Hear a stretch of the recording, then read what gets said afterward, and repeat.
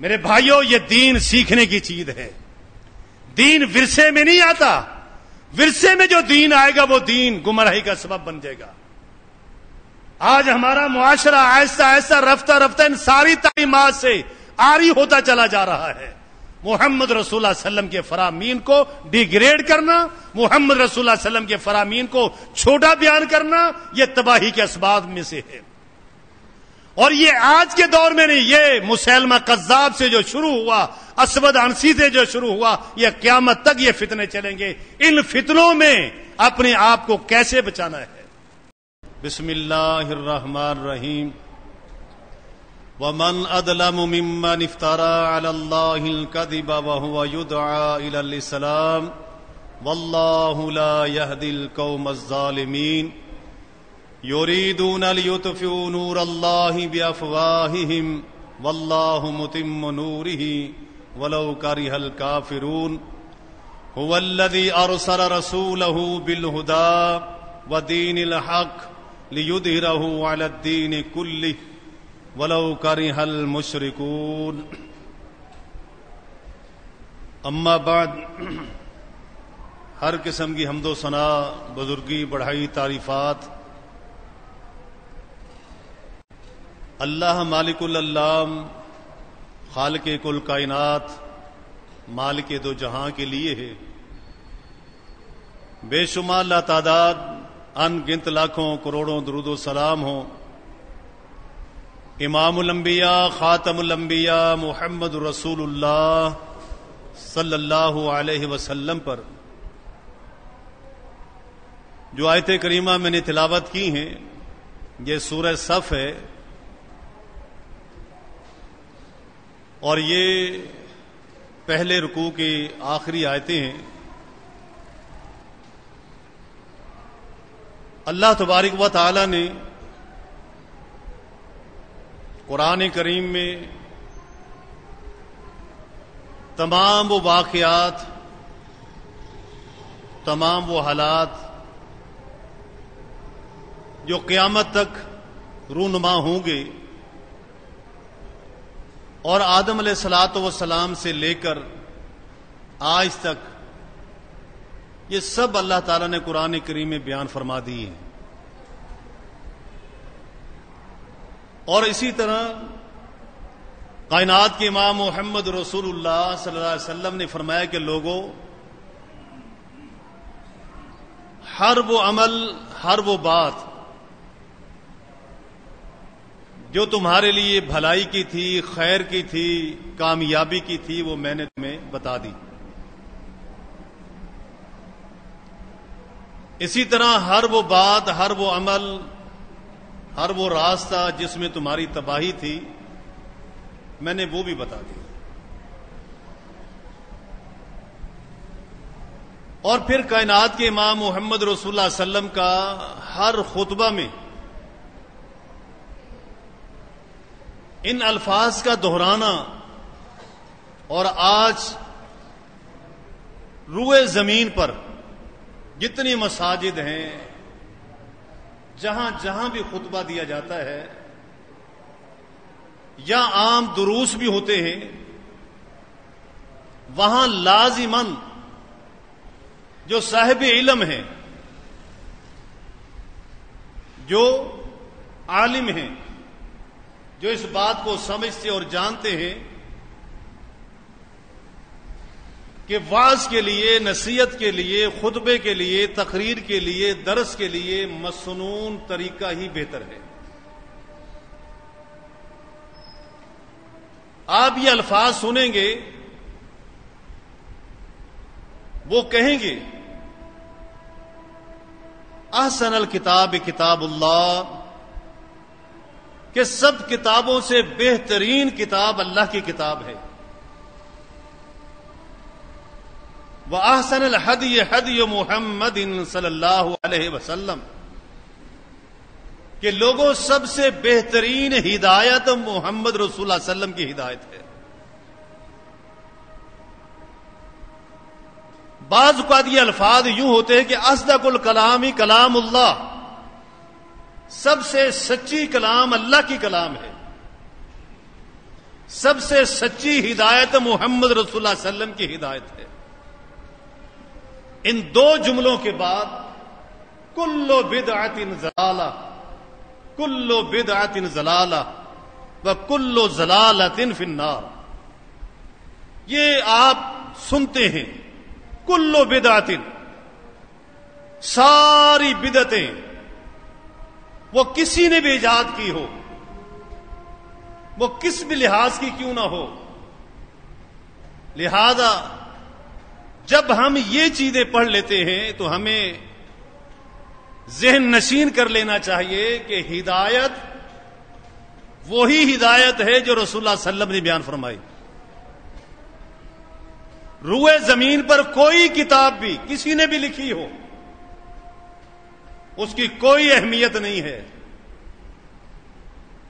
صرف اور صرف ایک ہی کتاب ہے جو ہمارے لیے دلیل ہے، جس کو یہ اتھارٹی ہے، جس کے پاس یہ پاور ہے، جس کے پاس یہ طاقت ہے، جو پروف کے طور پہ ہم کہہ سکتے ہیں وہ کیا ہے؟ وہ قرآن مجید ہے. بس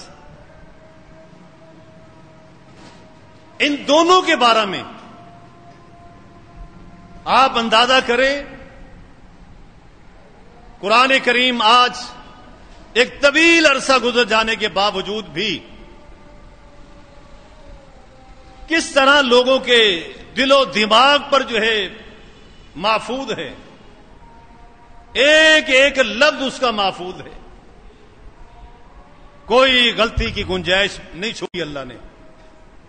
اور اسی طرح محمد رسول اللہ صلی اللہ علیہ وسلم کے فرامین کو بھی اللہ تعالیٰ نے محفوظ کر دیا. اس کی مین وجہ کیا ہے؟ جب کوئی بندہ آپ سے پوچھے کہ ہم قرآن کو مانتے ہیں، ہم اہل قرآن ہیں، یہ کتاب اللہ ہے، اس میں شک نہیں کی جا سکتی. اور اس پرفتن دور میں محمد رسول اللہ صلی اللہ علیہ وسلم کے وہ فرامین، یاتی علی الناس زمان، لوگوں پر ایک دور آئے گا، یفتو بغیر علم، بغیر علم کے فتویٰ دیں گے، بغیر علم کے باتیں کریں گے، بغیر علم کے درس دیں گے، بغیر علم کے واز کریں گے، بغیر علم کے دین کا دعویٰ کریں گے. آج وہ دور ہے جس کے پاس علم کا ایک قطرہ بھی نہیں ہے لیکن بولنے کا ڈھنگ آتا ہے. دیکھیں کائنات کے امام محمد رسول اللہ صلی اللہ علیہ وسلم کے پاس دو شخص آئے، اپنی زمین یا مکان کا جھگڑا تھا. رسول اللہ صلی اللہ علیہ وسلم نے، بخاری کی حدیث سے واقعہ ہے، الفاظ کی کمی پیشی کے ساتھ رسول اللہ صلی اللہ علیہ وسلم نے فرمایا کہ میں تمہارا فیصلہ کر دیتا ہوں. دو دعوے دار ہیں، ایک مکان یا زمین کا ٹکڑا ہے. آپ نے فرمایا ممکن ہے تم میں سے ایک بندہ بات کرنے کا، بات بنانے کا طریقہ جانتا ہو، دوسرا بیچارہ سادہ ہو. اس سادے بندے کی سادگی کی وجہ سے، بات نہ کرنے کا انداز ہونے کی وجہ سے ممکن ہے وہ سچا جھوٹا ہو جائے، اور جھوٹ بولنے والا اپنی تیز تراری کی وجہ سے میں اسے سچا سمجھ کر فیصلہ دے دوں. لیکن میرے فیصلے کی وجہ سے سچا جھوٹا نہیں ہو سکتا اور جھوٹ بولنے والا سچا نہیں ہو سکتا، بلکہ میں اس فیصلے کے تحت جو تمہیں مکان یا زمین کا ٹکڑا دے دوں، اس کو زمین کا ٹکڑا اور مکان مت سمجھنا، بلکہ اقطع لہو قطعۃ من النار، میں اس بندے کو جہنم کا ٹکڑا دے رہا ہوں. آپ اندازہ کریں، فتویٰ محمد رسول اللہ صلی اللہ علیہ وسلم دے رہے ہیں، فیصلہ محمد رسول اللہ صلی اللہ علیہ وسلم دے رہے ہیں، لیکن آپ نے ایک بات کہی کہ ممکن ہے شاطر زبان، شاطر دماغ، تیز ترار بات کرنے کا ڈھنگ آتا ہے، ممکن ہے کہ اس کی باتیں سن کر میں اسے سچا تصور کر لوں، لیکن وہ جھوٹا ہو، مکار ہو، چلاکی سے بات کر گیا، میں نے سمجھا کہ یہ سچا ہے.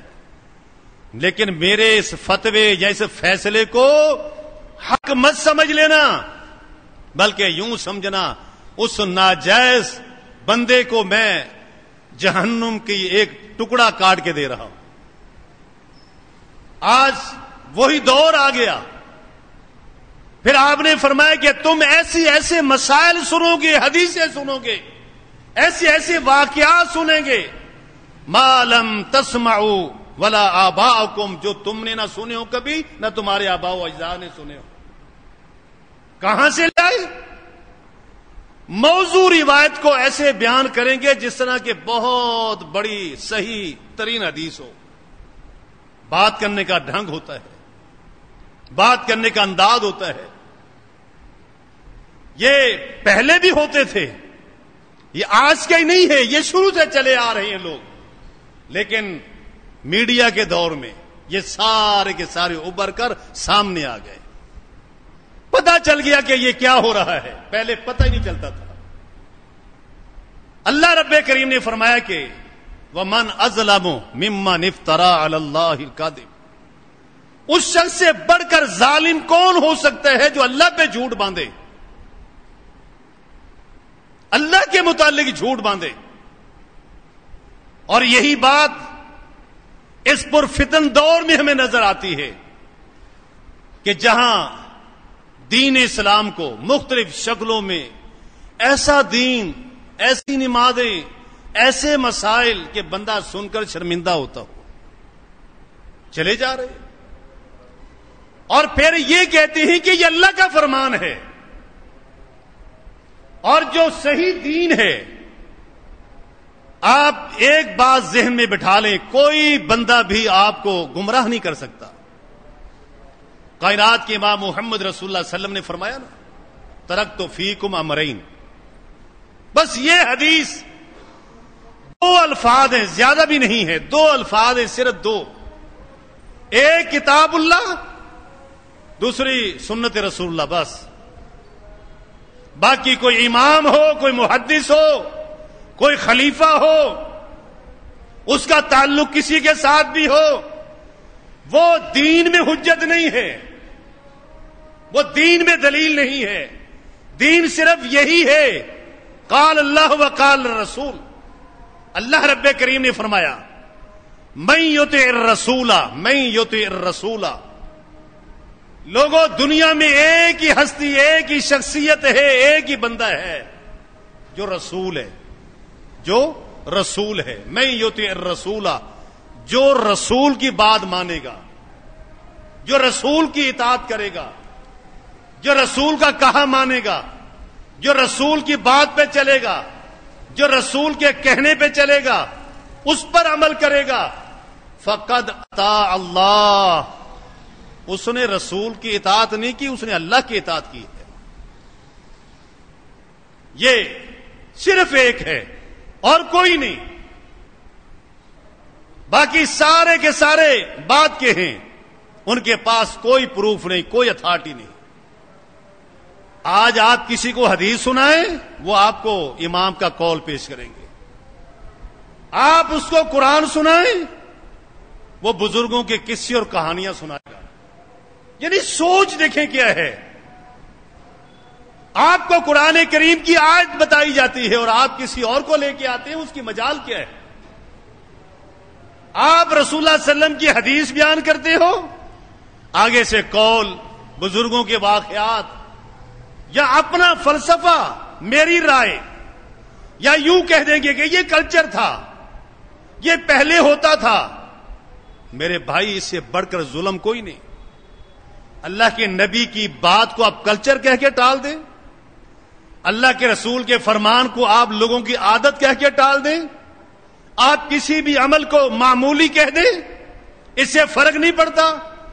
یہ ضروری نہیں ہے, یہ لازم نہیں ہے. نہیں, جب یہ چیزیں سامنے آتی ہیں, یہ دل کا نفاق زبان کے ذریعے سے باہر آ رہا ہوتا ہے. اللہ کے رسول کی بات کو آپ یہ کہہ دیں کہ اس کی کوئی اہمیت نہیں ہے. یہ اس دور میں تھی, آج نہیں چلتی. پڑھے لکھے لوگ, پڑھے لکھے, یقین جانے بندہ سر پیٹتا ہے, دنیا کے سارے علوم پڑھ لیے, لیکن یہ نہیں پتا ایک ڈاکٹر نے، بڑے فلاسفر ہیں، بولتے رہتے ہیں اکثر، اچھے اچھے واقعات بیان کرتے رہتے ہیں. انہوں نے ایک واقعہ بیان کیا کہ ایک ڈاکٹر حج کرنے گیا، ریٹائر ہو چکا تھا، جج ریٹائر ہوا. انہوں نے نام ظاہر نہیں کیا، بولا یہ حد کے عزت ہو جائے گی اس کی، یا پرائیویسی اچھی نہیں ہے، ٹھیک ہے. کہا کہ وہ سعودیہ گئے جب حج کے لیے، جب عمرے کے لیے، تو وہاں ان کو پروٹوکول دیا گیا، کیونکہ پاکستان سے وہ گئے تھے. تو نماز کے اندر امام کے پیچھے کھڑے ہوئے، جو امام کے پیچھے 2-3 ہوتے ان کے ساتھ پہلی سب میں وہ کھڑے ہو گئے. امام صاحب نے تھوڑی سی آیت پڑھی، آگے تلاوت کی تو آواز بند ہو گئی. کہنے لگے کہ میرے آگے امام صاحب وہ رو رہے ہیں، میرے دائیں طرف لوگ رو رہے ہیں، بائیں طرف لوگ رو رہے ہیں، میں چپ کر کے کھڑا ہوں. میں حیران کہ یہ روتے کیوں ہیں. خیر نماز پوری ہوئی. بعد میں نے اپنے ساتھی سے پوچھا کہ یار یہ رو کیوں رہے تھے. انہوں نے کہا تمہیں نہیں پتا؟ فرمایا نہیں.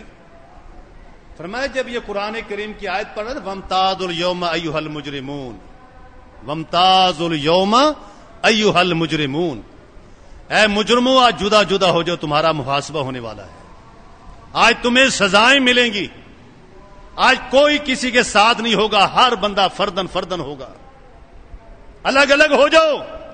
بولا جب یہ آیت پڑھی گئی اور یہ قرآن سمجھتے ہیں، انہوں نے اس آیت کو سمجھ کر ان کے رونگٹے کھڑے ہو گئے اور رونا شروع ہو گئے. کہنے لگے بس یہ بات سننا تھی. میں نے کہا ساری زندگی قانون کی کتابیں میں گزار دی، کئی قانون بھی لکھے، فیصلے بھی دیے، لیکن مجھے قرآن نہیں آتا. ریٹائر ہونے کے بعد میں جاؤں گا کہاں؟ یعنی ادارے نے تو مجھے فارغ کر دیا، پاور، سیٹ، اختیارات میرے ختم ہو گئے، زیرو پہ آ گیا ہوں. اب گھر والے بھی، بہو بیوی، وہ بھی برداشت نہیں کریں گے، اور معاشرہ بھی مجھے وہ عزت نہیں دے گا. تو میں نے ساری زندگی اپنی برباد کر لی اس قانون کے پیچھے.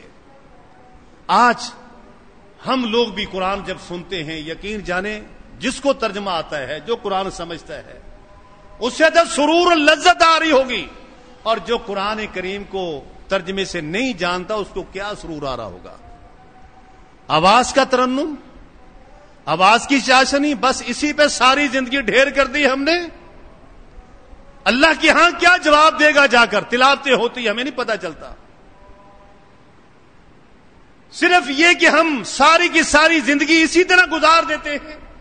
صحابہ کرام رضوان اللہ اجمعین، آپ ان کو دیکھیں، دنیا کے سارے کام بھی کرتے تھے، معیشت کے اندر بھی، تجارت کے اندر بھی، زراعت کے اندر بھی، جہاد کے اندر بھی، ہر کام کرتے تھے، لیکن دین ان کے پاس سولڈ تھا. قرآن کریم کیا کہتے ہیں؟ وَمَنْ أَظْلَمُ مِمَّنِ افْتَرَىٰ عَلَى اللَّهِ كَذِبًا. پتہ نہیں ہے بات کا، اللہ پہ جھوٹ باندھ دیا. اس سے بڑھ کر اللہ کے اور ظالم کون ہوگا جو بات بھی اللہ کی طرف منسوب کرے، دین شریعت قرار دے. اللہ کے ہاں یہ ہوتا ہے، اللہ نے ایسے کہا ہے. میرے بھائی، یہ فتنے سر اٹھا رہے ہیں. ان فتنوں کے مقابلے کے لیے ہم نے کیا کرنا ہے؟ آپ صرف ایک نہ دیکھیں، اس کے پیچھے بہت بڑی سازش ہے. قرآن اللہ کی کتاب ہے، یہ تو سچی ہے. آپ کہیں قرآن نہیں ہے، یہ اللہ کی طرف سے اسلامی قانون ہے، یہ تھیوری ہے، یہ اصول اور قاعدوں کی کتاب ہے، یہ آرڈرز کی کتاب ہے. اللہ نے جو جو چیزیں ہمیں کرنے کے لیے دی، یہ ان کی کتاب ہے. اور احادیث محمد رسول اللہ صلی اللہ علیہ وسلم کے پریکٹیکلز ہیں. تھیوری ہو پریکٹیکل نہ ہو، کیسا ممکن ہے؟ تھیوری ہے پریکٹیکل نہ ہو، کیسا ممکن ہے؟ پریکٹیکل پہلے ہوتا ہے کہ پتا چلے کہ بنا تھیوری بیکار ہو جاتی ہے، اس کا کوئی مقصد ہی نہیں ہوتا. پھر دونوں چیزیں لازم اور ملزوم ہوتی ہیں. کام کا طریقہ آتا ہے لیکن کرنا نہیں آتا. کام پڑھ لیا ہے لیکن اس پر عمل کیسے کرنا یہ بندے کو پتا نہیں ہے. ایسا نہیں ہے. ایک استاد کا مطلب تبھی پورا ہوتا ہے وہ آپ کو وائٹ بورڈ پہ یا بلیک بورڈ پہ لکھ کے اس چیز کو سمجھائے گا, حرف سمجھائے گا, ایک ایک نقطہ اور بات سمجھائے گا. محمد رسول اللہ صلی اللہ علیہ وسلم نے کیا فرمایا تھا؟ انما بعثت معلما, میں تمہیں معلم بنا کر دیا گیا ہوں. معلم کا معنی استاد. ہر چیز جو ہے جو قرآن کریم میں آئی اس کو سمجھانے کے لیے محمد رسول اللہ صلی اللہ علیہ وسلم تھے. اسی لیے اللہ تبارک و تعالیٰ نے فرمایا کہ میں یطیع الرسول فقد اطاع اللہ. جس نے رسول اللہ صلی اللہ علیہ وسلم کی اطاعت کی اس نے اللہ کی اطاعت کی. اللہ کہتے ہیں واللہ لا یہدی القوم الظالمین, یہ ظالموں کو اللہ کبھی ہدایت نہیں دے گا جو اللہ پہ جھوٹ باندھتے ہیں, اللہ کے نبی پہ جھوٹ باندھتے ہیں. اور پھر قرآن کو جب یہ کہہ دیا احادیث پر, پھر شکوک و شبہات کے لیے راویوں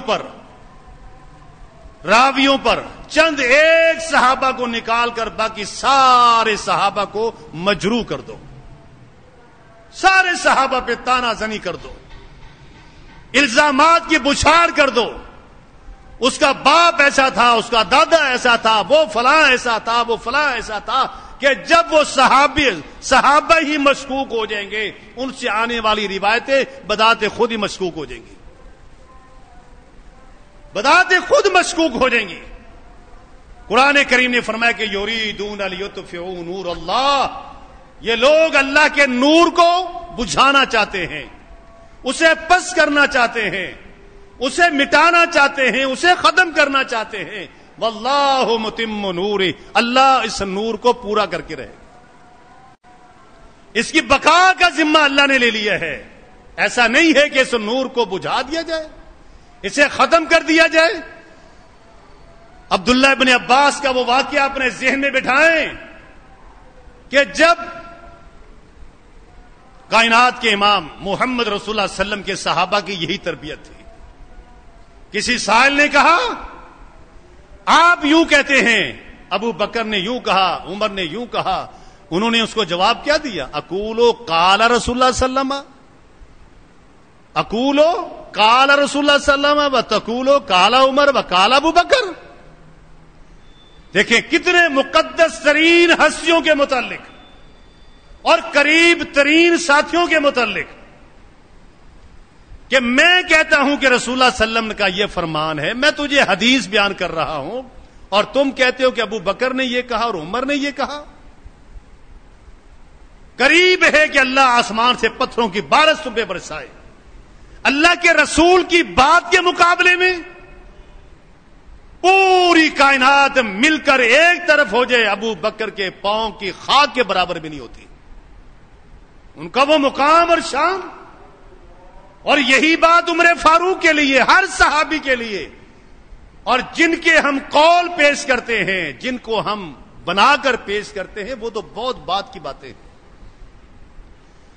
اور اس دور میں میڈیا نے یہ بھی ثابت کیا کہ جو ہم رو کے تھک گئے, آوازیں دے کر تھک گئے, لوگوں کو کہہ کے تھک گئے کہ لوگوں جان چھڑاؤ ان پیروں سے, اپنی ان گدی نشینوں سے اپنی عزتیں بچاؤ, مال بچاؤ. لوگ نہیں مانتے تھے. ہم کہتے تھے یہ فراڈیے ہیں, اللہ کے دشمن ہیں, رسول اللہ کے بھی دشمن ہیں, دین کے بھی دشمن ہیں, ان سے جان چھڑاؤ. لوگ نہیں مانتے تھے. ان کی کرامتیں مصنوعی کرامتیں. آج اس دور میں صحافیوں نے, میڈیا نے انہیں شیشے کی طرح چمکا کے رکھ دیا ہے کہ ان کی کرتوتیں کیا ہے. کون سا گناہ ہے جو ان کے پاس نہیں ہے, کون سی دو نمبری ہے جو ان کے پاس نہیں ہے. نہ ان کو کلمہ آتا ہے, نہ ان کو قرآن آتا ہے, نہ کوئی حدیث آتی ہے, نہ کوئی دین کا پتہ ہے, نہ یہ نہاتے ہیں. غلیظ ترین لوگ ہیں جو لوگوں کے دین کو بیچ رہے ہیں اور نذرانے لینے کے لیے بیٹھے ہیں, نذرانوں کے لیے لوگوں کو گمراہ کر رہے ہیں. یہ اس دور میں یہ چیزیں ثابت ہوئی کہ واقعتاً یہ کام ایسا ہی ہے. میرے بھائیوں, محمد رسول اللہ صلی اللہ علیہ وسلم نے حتیٰ کہ اپنے صحابہ کے بارے میں بھی یہ نہیں کہا تھا. جو رسول اللہ صلی اللہ علیہ وسلم کا فرمان ہے وہ حرف آخر ہے. اس اہمیت کو ہم کم کریں گے تو پھر ہم گمراہ ہو جائیں گے. اسی لیے قرآن کریم نے فرمایا ہے هو الذی ارسل رسولہ بالہدی. لوگوں، اللہ کی وہ ذات ہے جو رسول کو ہدایت دے کر بھیجتا ہے. وہ رسول کو جو پیغام دیا جاتا ہے، رسول کا مقصد ہی یہ ہوتا ہے کہ اللہ کا پیغام، اللہ کا نمائندہ، اللہ کا فرمان لوگوں تک پہنچا دے. اس لوگوں تک کیسے پہنچاتا ہے؟ حجۃ الوداع کے خطبے کے اندر آپ نے یہی اعلان کیا تھا کہ لوگوں یاد رکھنا، میں نے اپنی ذمہ داری ادا کر دی، اب یہ ذمہ داری تمہارے اوپر ڈال رہا ہوں. تم نے یہ پیغام، یہ میسج ان لوگوں تک پہنچانا ہے جو جہاں موجود نہیں ہے. آج قرآن کریم، اس کی اہمیت صرف کتابی شکل تک محدود کر دی گئی. احادیثیں اسے مشکوک بنا دیا گیا. کوئی بھی لے لیں، بخاری لے لیں، مسلم لے لیں، ابو داؤد ہو، ساری حدیثوں پہ، سارے راویوں پہ ایسے ایسے بدبخت لوگ پیدا ہو جاتے ہیں اور انہیں قابو کیا جاتا ہے کہ وہ نبی علیہ الصلوۃ والسلام کی احادیث کے خلاف جو ہے پروپیگنڈا کر رہے ہوتے ہیں. آپ کے سنتوں کے بارے میں، آپ کے مسنون اعمال کے بارے میں، آپ کے فرامین کے بارے میں یہ کہہ کر ٹال دیا جاتا ہے کہ نہیں جی، حدیثیں جو ہے نا یہ کوئی اتھارٹی نہیں رکھتی، بس کتاب اللہ ہے، بس اللہ کا کلام ہے. اس کو پتہ ہے عوام قرآن کے خلاف تو بات سننا گوارا نہیں کرے گی، لہذا رفتہ رفتہ اب تو قرآن پر بھی اعتراض آ گیا. ایسے لوگ بھی آ گئے جو قرآن کریم پر بھی اعتراض کر رہے ہیں کہ کتابی شکل دینے والے وہ صحابہ تھے، اور ان میں سے وہ صحابی بھی شامل ہیں جو قرآن کریم کو لکھتے تھے. ان کو تو انہوں نے پہلے ہی صحابیت سے خارج کر دیا، ایمان سے دور کر دیا، ایسے ایسے الزامات لگا کر مشکوک بنا دیا کہ ہر بندہ کہ ہاں یار یہ بات تو ٹھیک ہے. آگے جو دور آ رہا ہے، وقت آ رہا ہے، یہ بغیر علم کے کوئی بندہ باقی اپنے ایمان کو نہیں بچا سکے گا. تو اللہ کے لیے علم سیکھیں، پڑھیں، عقیدے کے بارے میں، سیرت کے بارے میں، قرآن کے بارے میں، احادیث کے بارے میں علم لازمی ہے. کائنات کے امام نے یہی تو بات کہی تھی. اور یہ علم کا ذریعہ جو جمعہ آپ سنتے ہیں یہ بھی علم کے اصول کا ذریعہ ہے. جو آپ واعظ و نصیحت سنتے ہیں، درس و تدریس سنتے ہیں، یہ بھی علم کے حصول کا ذریعہ ہوتا ہے. انسان توجہ سے سنے، توجہ سے سنے، غور سے سنے، یاد کر لے. صحابہ نے ایسے ہی یاد کیا تھا. صحابہ کے سامنے کوئی کتابیں نہیں بکھیر دی گئی تھی کہ لو یہ کتابیں ہیں گھر میں یاد کر کے آ جاؤ. نہیں، قرآن کریم کی آیتیں بھی ایسے سنی تھی. اگر توجہ سے آپ سنیں گے آپ کے ذہن میں وہ چیز بیٹھ جائے گی، وہ مسئلہ آپ کو یاد ہو جائے گا. اور پھر اللہ رب کریم نے فرمایا کہ یریدون لیطفئوا نور اللہ بافواہہم، اپنے منہوں کی پھوکوں سے، باتوں سے، سازشوں سے اور اس طرح کے حربے اختیار کرنے سے، واللہ متم نورہ، اللہ اپنے نور کو قائم رکھے گا. اللہ اس نور کی بقا کی ضمانت دیتا ہے. محدثین کو اللہ نے پیدا کیا، علماء کو اللہ تعالیٰ نے کھڑا کیا کہ جنہوں نے یہ چیز نکھار کر رکھی، لوگوں کے سامنے آسانیاں کر دی کہ جھوٹ کیا ہے اور سچ کیا ہے. لیکن ان فتنوں کا مقابلہ پھر میں کہہ رہا ہوں بغیر علم کے ناممکن ہے، معلومات کے بغیر ناممکن ہے. بڑے بڑے فلاسفر، پڑھے لکھے لوگ، پی ایچ ڈی کیے ہوئے، دین کے معاملے میں اس طرح کورے ہوتے ہیں جس طرح کورا برتن ہوتا ہے، کچھ پتہ نہیں ہوتا. اور یہی لوگ ان کو گمراہ کر لیتے ہیں اور گمراہی میں پھنسا لیتے ہیں. آپ اگلے کی شکل دیکھیں آپ متاثر ہو جائیں گے. پگڑی باندھی ہوئی ہوگی، امامہ باندھا ہوا ہوگا، داڑھی بھی ہوگی، جبہ بھی ہوگا، وسائل بھی ہوں گے، مال بھی ہوگا اور چہرے کی رونق بھی ہوگی، ساری چیزیں ہوں گی. آپ کہیں گے نہیں، ایسا بزرگ نورانی چہرہ یہ کیسے جھوٹ بول سکتا ہے، یہ کیسے ممکن ہے کہ جھوٹ بولے گا؟ نہیں، یہی مکاری کے طریقے ہوتے ہیں. شیطان نے یہی شکل و صورت اختیار کر کے جو ہے گمراہ کیا تھا. آج میڈیا پہ دیکھیں کتنے مفتی بیٹھے ہوئے ہیں، بھرمار ہے مفتیوں کی. کوئی ایک مسئلہ بھی آپ لے لیں، نماز، روزہ، قرآن کریم کی آیت، اتنے سارے دلائل اٹھا کے آپ کے سامنے پھینک دے گا اور حوالے بھی دے دے گا آپ کو، آگے کتاب میں ہو یا نہ ہو. وقتی طور پر آپ کو مطمئن کر دے. غلط ترجمے، غلط تعویلیں کر کے لوگوں کو گمراہ کیا جا رہا ہے. اور ان فتنوں کا مقابلہ اسی صورت ہو سکتا ہے کہ ہم اہل علم لوگوں کے ساتھ کھڑے ہوں، خود بھی علم کی تلاش میں جستجو کرتے رہیں. اللہ رب کریم نے فرمایا کہ یہ لوگ اللہ کے دین کو بجھانا چاہتے ہیں، اللہ کے دین کو مٹانا چاہتے ہیں، اور یہ فتنے محمد رسول اللہ صلی اللہ علیہ وسلم کی حیات طیبہ میں شروع ہو چکے تھے، قیامت تک چلیں گے، ختم نہیں ہوں گے. کیوں؟ آدم علیہ الصلوۃ والسلام سے لے کر محمد رسول اللہ صلی اللہ علیہ وسلم تک جس امت میں جو گناہ رونما ہوا تھا وہ سب موجود تھے اور وہ آج بھی موجود ہے. جو بھی گناہ تھے، جو گناہ جس وقت بھی اس نے جنم لیا اس کے بعد وہ ختم نہیں ہوا، چل رہے ہیں. لوگوں نے صرف ہمارا ایک دین ایسا ہے، ہمارا صرف اسلام ایک ایسا ہے، کوئی نبی ہونے کا دعویٰ کر لے کوئی سزا نہیں، کوئی قرآن پر کیچڑ اچھالتا رہے. یار یہ ساری بیماریاں ہمارے لیے ہیں. کبھی آپ سوچیں سعودیہ میں کوئی نبوت کا دعویٰ کر کے دکھائے، وہاں کوئی قرآن کے بارے میں کچھ بات کر کے دکھائے. ہمارے یہاں کھچڑی بن گئی، کھچڑی، کہ یہاں مختلف سوچ، قومیں، علاقائی مذاہب سارے کے سارے یہاں پائے جاتے ہیں.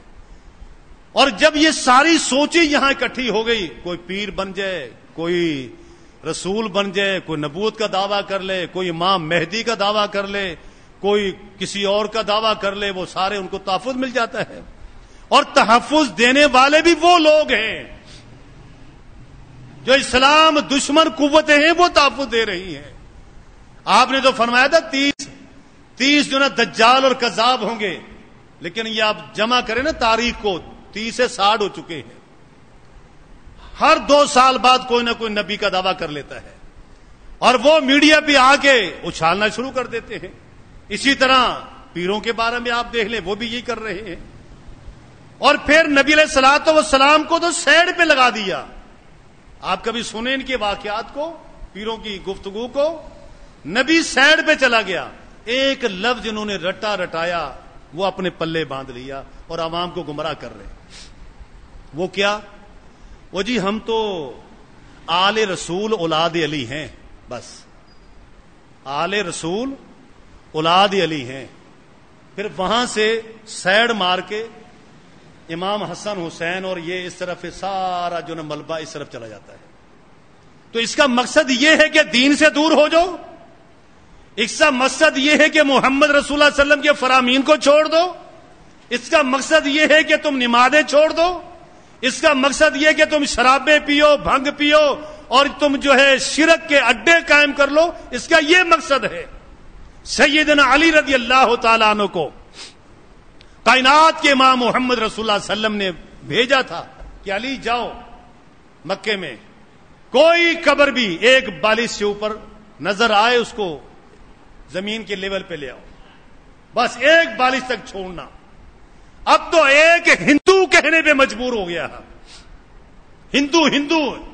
ہندوستان کا ہندو کہہ رہا ہے. اس نے بات تو بالکل ٹھیک کہی. قرآن ایک، رسول وہ محمد صاحب کہتے ہیں وہ ایک.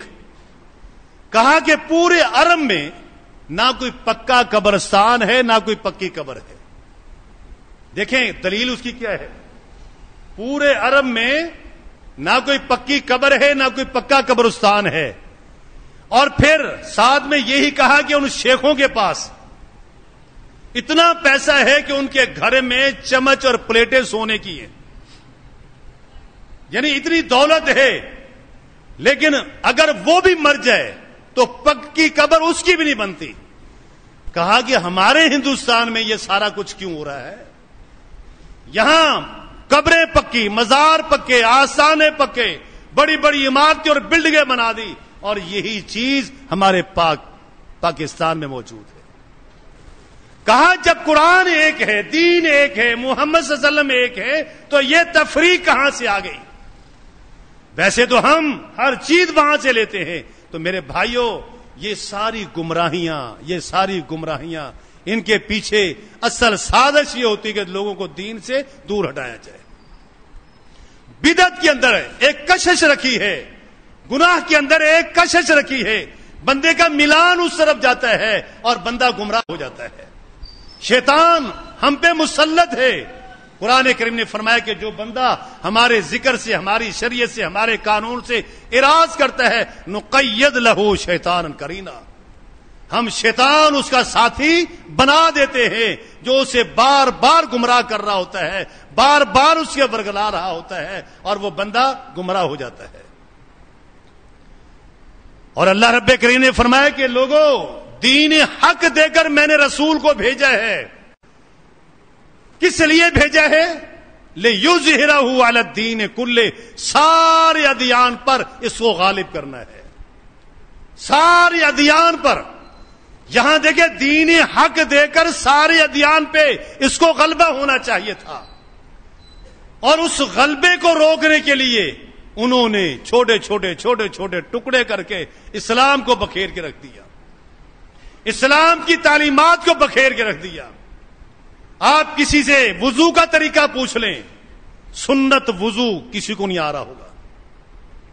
وضو ہم کرتے ہیں میرے بھائیوں، یہ دین سیکھنے کی چیز ہے، دین ورثے میں نہیں آتا۔ ورثے میں جو دین آئے گا وہ دین گمراہی کا سبب بن جائے گا۔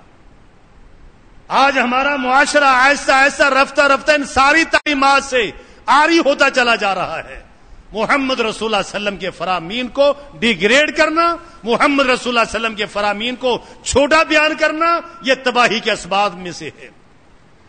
اور یہ آج کے دور میں نہیں، یہ مسیلمہ کذاب سے جو شروع ہوا، اسود عنسی سے جو شروع ہوا، یہ قیامت تک یہ فتنے چلیں گے۔ ان فتنوں میں اپنے آپ کو کیسے بچانا ہے؟ جس طرح ایک وبا چلتی ہے، بیماری کی وبا، اس وقت بندہ اپنے آپ کو کیسے بچاتا ہے؟ اس بیماری سے بچانے کی تدابیر کیا اختیار کرتا ہے؟ اسی طرح دین کے اندر یہ جو وبائیں چلی ہوئی ہے، ان سے بچانے کے لیے قرآن و سنت خالصتاً اس کو پڑھنا، اس کو سنبھالنا، اس پر غور کرنا یہ لازم ہے۔ جب آپ کو کسی حدیث کا پتہ ہی نہیں، کسی مسئلے کا پتہ ہی نہیں ہے، آپ اس کو کیا جواب دو گے؟ اچھا میں کسی شیخ سے رابطہ کرتا ہوں، پھر پوچھ کے تمہیں بتاتا ہوں۔ پھر آپ کیا بتائیں گے اس کو؟ یہ علم اس وقت آپ کے سامنے ہونا چاہیے تھا۔ کائنات کے امام محمد رسول اللہ صلی اللہ علیہ وسلم نے صحابہ کرام کی جو تربیت کی تھی وہ یہی، احسن الکتاب کتاب اللہ، اصدق الکتاب کتاب اللہ، سب سے بہترین کتاب اللہ کی کتاب ہے، سب سے سچی کتاب اللہ کی کتاب ہے۔ اور پھر یہی فرمایا کہ وَأَصْدَقَ الْحَدِيِ حَدِيُ مُحَمَّدٍ۔ میرے بھائی، یہ چیزیں لازم ہیں۔ کہاں گنجائش چھوڑی آپ نے؟ ساری کتابوں کا انکار کر دیا، ساری شخصیت کا انکار کر دیا، ایک ہی شخصیت رہ گئی جس سے ہم کہتے ہیں محمد رسول اللہ صلی اللہ علیہ وسلم۔ قرآن کریم میں پچھلے دنوں کسی محفل میں سارے بیٹھے ہوئے تھے، بات چلی حدیث کی، تو یہی کہ جی آپ حدیث بیان کرتے ہیں، حدیثیں تو ہر کسی کی اپنی اپنی ہوتی ہیں، حدیثیں ہر کسی کی اپنی اپنی ہوتی ہیں۔ یہ ایک ایسا جملہ ہے زہر قاتل۔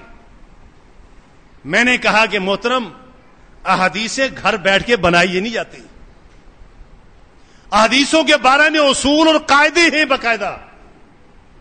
آپ کتاب کھولیں، آپ کو کتاب بتائے گی کہ کون سی حدیث صحیح ہے اور کون سی غلط ہے. سنی سنائی باتوں پہ چلنا، سنی سنائی باتوں کو لے کر بیٹھ جانا، یہ ایسا نہیں ہوتا. کہنے لگے کہ اماموں میں سے امام لازمی. میں نے کہا میں چاروں کا منکر ہوں. چلو لگاؤ فتویٰ میرے اوپر کیا لگاتے ہو. میں چار کا انکاری ہوں اور تم سارے تین اماموں کے انکاری اور منکر ہو. کہنے لگے ہم نہیں ہیں. میں نے کہا ہو. اگر 5 امام بناؤ تو تم 4 کے منکر ہو. اگر 4 بناتے ہیں تو 3 کے تم منکر ہو. تمہارے پاس کیا اتھارٹی اور ترازو ہے، میزان ہے کہ تم نے 3 کو ریجیکٹ کیا اور 1 کو لے کر بیٹھ گئے؟ کیا اتھارٹی تمہارے پاس؟